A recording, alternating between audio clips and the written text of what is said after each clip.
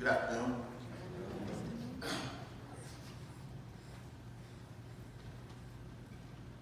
Loniel, as we call him in school, no middle name, Green Jr. Never could understand why he never had a middle name.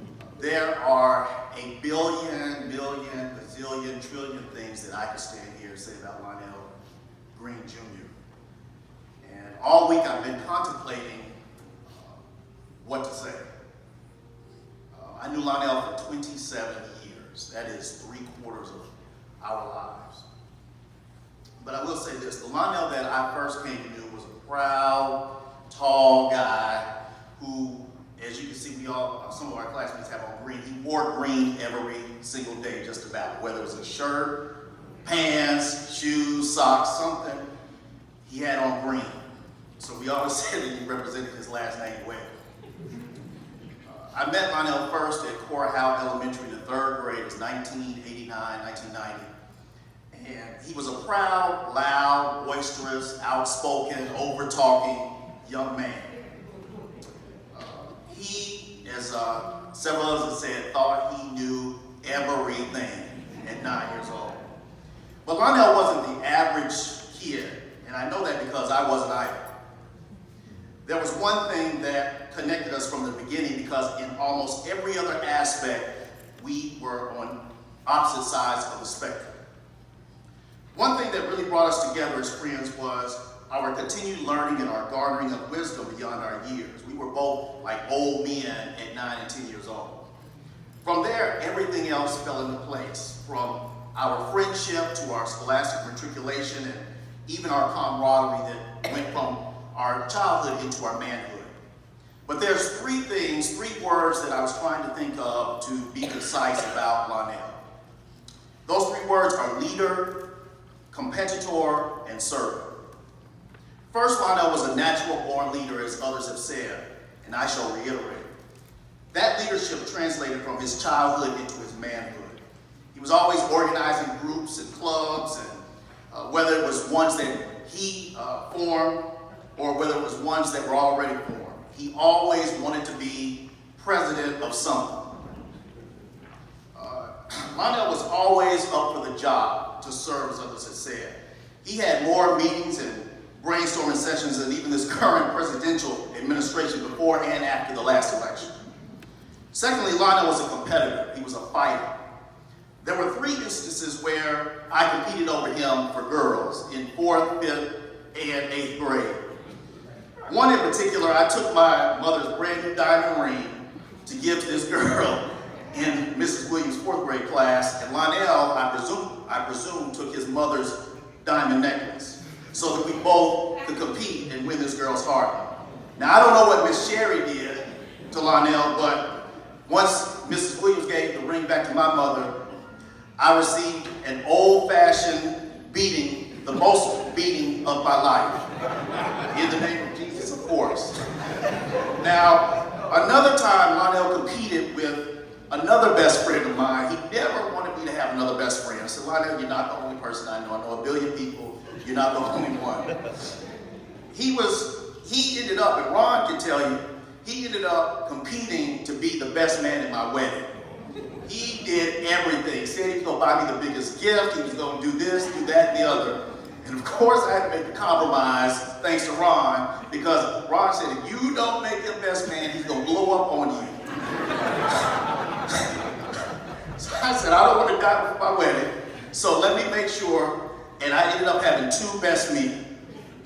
Another time, he competed with that same person, one of my line brothers, my fraternity line brothers, for who was going to be the godfather of my firstborn child. So again, I went through a whole rigmarole of who was going to do the best and get the best gift and all of that. They had a long, dragged-down, knockout fight. That was how Loniel was. He was a fighter. Loniel competed. He won every time he fought. Whether it was fighting in the war to serve our country sacrificially, or whether it was him doing law school and receiving his doctorate of jurisprudence, and to become the attorney that he wanted to be. And the thing was that Loniel was one of those people, as folks have said, and I'll say it, because he knows I'm candid, he was candid, he taught me how to be candid, he was brash sometimes. He even told me in elementary school that I was going to be the first black president, go figure, and that I would make sure I appointed him as the Supreme Court Justice. But no matter how young or how old, with whomever, wherever, or in whatever, Loniel would fight and win. The last word that comes to mind is servant. Loniel was a servant because he served not selfishly, but selflessly. Whether in the military, in jurisprudence, or in legislation, Loniel fought. He served his company, he served his clients and his constituents, making sure that others' needs and requirements and even demands were ahead of his own.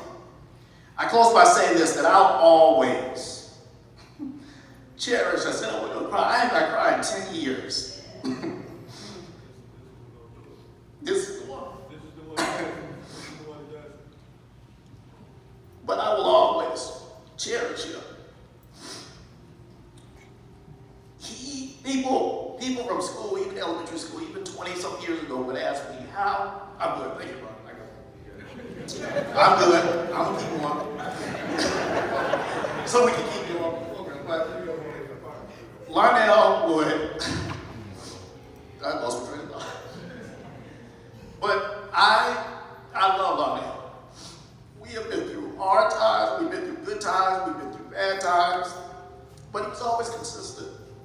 Anything and everything that he did, he was consistent. And he pushed. I don't say it in vain that he did things sacrificially just to say it. He did it. Even when I was going through tough times, and a rough marriage and a divorce and going through this and that, Loniel was there. He always gave advice. And it may not have been the advice, as Ron said, that I wanted to hear, but he did it. It was because he loved me and he cared for me. And so I ended up doing the same for him. And even before he fell ill suddenly, he was at my house days before that. And I told him, I said, man, I love you, I admire you, because you pushed.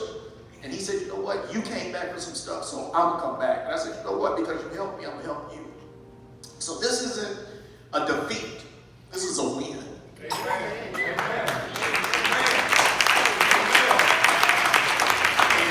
that win is indicative of what's going on here today. The fact that people are here and speaking for him. And he was only 37 years old. He's done more than folks have done who are 3 times his age. And so I hope that we all can share in this, in the memory of him, his legacy, to remember that voice, woo, woo, woo, woo, when he wanted to say something, talking, over talking. I'll never forget this man as long as I live, and hope that you all do the same. Miss Sherry, we're here for you. My mother's here for you. She apologized, she's out of town, can't be here, but we apologize. You know, my mother, that's the thing about it. A lot of times, I went over Miss Sherry's house when I was younger, I'm done. But, and I'm a preacher, so I've really done it for real. But I would go over her house when I was younger, but Loniel would come to my house when we were teenagers most of the time. And Loniel, that's the thing about him, he was so sneaky. He would always have to win. There were times where I wouldn't even be at my mother's house yet. Loniel would be there, and she'd say, Loniel, how you doing? Oh, I'm doing fine, Miss Dawes, but you better ask your son. You better ask your son. So I get in the house, and next thing I know, my mother's asking me questions about stuff that she should not have even known. So that's why I say we share so much together. And I tell you, like somebody else said, check on folks. You never know what's going on with them. Check on them. And don't just check on folks you haven't checked on and talked to in a while, because you never know. But I thank God, and this is the last thing I'll say, my mother said that she prayed for a sign while we were in the hospital. She said she prayed for a sign that Loniel was saved.